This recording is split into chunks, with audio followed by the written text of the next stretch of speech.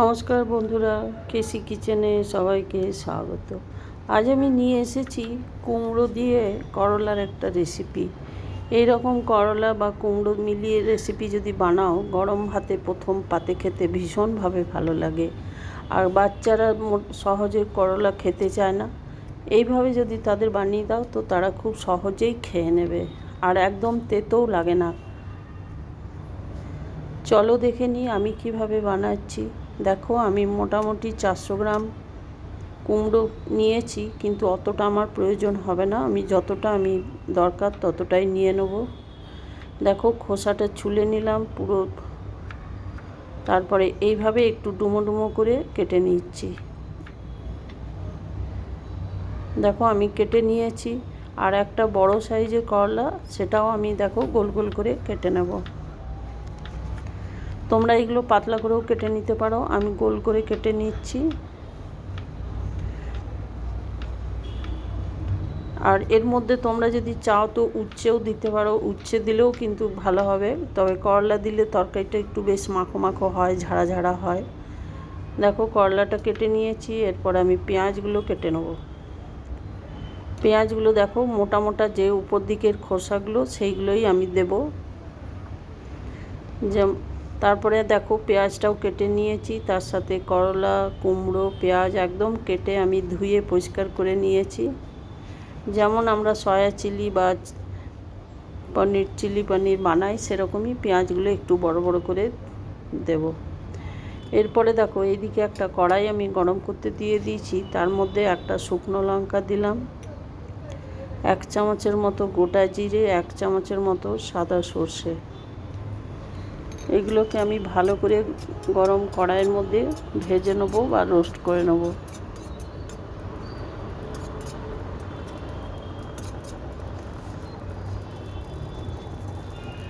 তোমরা তো অনেকে অনেক রকমভাবে কুমড়োর তরকারি, করলার তরকারি বানিয়ে থাকো। এইভাবে একদিন বানিয়ে দেখো। আর বারবার বলছি, খেতে একদম তেতোটা লাগে না, তেতোটা ভীষণভাবে কমে যায়। করলা আছে, তেতোর পরিমাণটা একদমই কমে যায়। তারপরে দেখো, এটা রোস্ট করে নিলাম, রোস্ট করে ঠান্ডা করে ওইদিকে আমি গুঁড়ো করে রেখে দিলাম। তারপরে কড়াইটা আবার আমি চড়িয়ে দিলাম। কড়াইতে চুড়ি দেওয়ার পর তার মধ্যে আমি দেখো খুবই কম পরিমাণ তেল দিলাম, 1 চামচের মতো তেল দিয়েছি। তেলটাকে আমি পুরো কড়াইয়ের মধ্যে একটুখানি মাখিয়ে নিলাম। এরপরে এই করলাগুলো আমি দিয়ে দিলাম। আমি সব সময়তেই কম তেলেই রান্না করার চেষ্টাটা করি, কিন্তু অনেক রান্না থাকে তার মধ্যে একটুখানি তেল দিতেই হয় হালকা। এরপরে দেখো, করলার মধ্যে আমি 1/2 চামচের মতো হলুদ দিয়ে দিলাম, তাহলে করলাগুলোর রঙটা ভালো হয়ে যাবে আর ভাজাটাও বেশ ভালো হবে। দেখো, ঢেকে ঢেকে আমি করলাগুলোকে একদম ভেজে নিলাম। তার ঢাকা দিয়ে দিয়েছিলাম, তার মাঝখানে আমি 2-3 বার নাড়িয়ে দিয়েছিলাম খুন্তিতে করে। তারপরে দেখো, ঢাকা খুলে দেখাচ্ছি, করলা একদম সেদ্ধ হয়ে গেছে।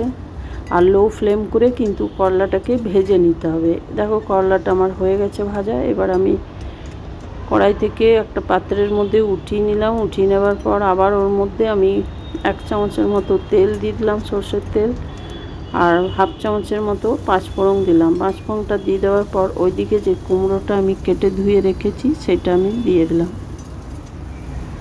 কুমড়োটা আমি একটুখানি ভেজে নেব।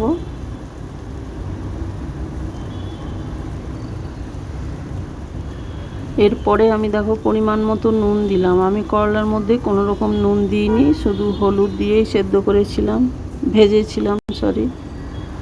এরপরে দেখো, কুমড়োর মধ্যে নুন দিলাম পরিমাণ মতো, আর 1/2 চামচের মতো হলুদ দিয়ে দিলাম। নিয়ে কুমড়োটা একটু নাড়াচাড়া করে নিলাম। নাড়াচাড়া করে নেওয়ার পর ওইদিকে যে পেঁয়াজগুলো আমি দেখো কেটে রেখেছি সেই পেঁয়াজগুলো দিয়ে দিলাম। কুমড়ো আর পেঁয়াজ একটুখানি সময় নিয়ে লো টু মিডিয়াম আঁচে ভেজে যেতে হবে, তাহলে পেঁয়াজটাও বেশ ভালো ভাজা ভাজা হয়ে যাবে আর কুমড়োটাও অনেকটা ভাজা হয়ে যাবে। এরপরে দেখো, আমি 1/2 চামচের মতো সর্ষে দিয়ে দিলাম। সর্ষে আর কাঁচা লঙ্কা বাটা আমি ওইদিকে বেটে রেখেছিলাম, সেটা আমার দেখানো হয়নি, সেটা আমি দিয়ে দিলাম। সর্ষে বাটাটা দিয়ে দেওয়ার পরে একটুখানি নেড়ে ছেড়ে নিলাম। তারপরে দেখো করলাগুলো দিয়ে দিলাম। করলাগুলো দিয়ে দেওয়ার পরে একটুখানি বেশ ভালো করে কষিয়ে নেব। আমার রেসিপি যদি তোমাদের ভালো লেগে থাকে তো লাইক, শেয়ার ও কমেন্ট অতি অবশ্যই করে দিও। আর নতুন বন্ধুদের সাবস্ক্রাইব করার অনুরোধ রইল। এরপরে দেখো আমার কষা হয়ে গেছে। এবার আমি খুব সামান্য জল দিয়ে ঢাকা দিয়ে লো ফ্লেম করে রেখে দিলাম। এটার মধ্যে খুব বেশি পরিমাণ জল দেওয়া যাবে না, তাহলে কিন্তু একদম ঘাঁটা ঘাঁটা হয়ে যাবে কুমড়ো বা করলা। তারপরে দেখো ঢাকা দিয়ে বেশ কিছুক্ষণ রেখে দিলাম। ঢাকা খুলে দেখো দেখাচ্ছি কুমড়ো আর করলা সব সেদ্ধ হয়ে গেছে। দেখো খুন্তি দিয়ে আমি দেখিয়ে দিচ্ছি। আর এটা গরম ভাতে খেতে যে কি ভালো লাগে, না বানিয়ে খেলে বুঝতে পারবে না। এরপরে দেখো ওইদিকে যে মশলাটা আমি রোস্ট করে গুঁড়ো করে রেখেছি সেই মশলাটা আমি এর মধ্যে ছড়িয়ে দিলাম। এই মশলাটাতেই কিন্তু এই করলা বা কুমড়োর তরকারির টেস্ট ভীষণভাবে বাড়িয়ে দেবে এই ভাজা মশলায়। দেখো আমি মশলাটা দিয়ে একটুখানি বেশ নাড়ি চাড়িয়ে নিলাম। তারপরে দেখো রান্নাটা আমার হয়ে গেছে। আমি গ্যাসটা বন্ধ করে দিলাম, ঢাকা দিয়ে বেশ কিছুক্ষণ রেখে দিলাম। তারপরে দেখো ঢাকা খুলে আমি সমস্ত তরকারিটা একটা পাত্রের মধ্যে উঠিয়ে নিচ্ছি। তোমরাও একদিন এইভাবে বানিয়ে দেখো, খেতে অসম্ভব ভালো লাগবে। বাচ্চা বড় প্রত্যেকেই, বড়রা তো সব খাই করলা, কিন্তু বাচ্চারা সহজে খেতে চায় না। এইভাবে বানিয়ে দিলে কিন্তু তারাও খেয়ে নেবে। আর এটা ভাত, রুটি, পরোটা সব জিনিসের সাথেই খেতে খুব ভালো লাগে। দেখো সমস্ত তরকারিটা আমি একটা প্লেটের মধ্যে উঠিয়ে সার্ভ করে দিলাম।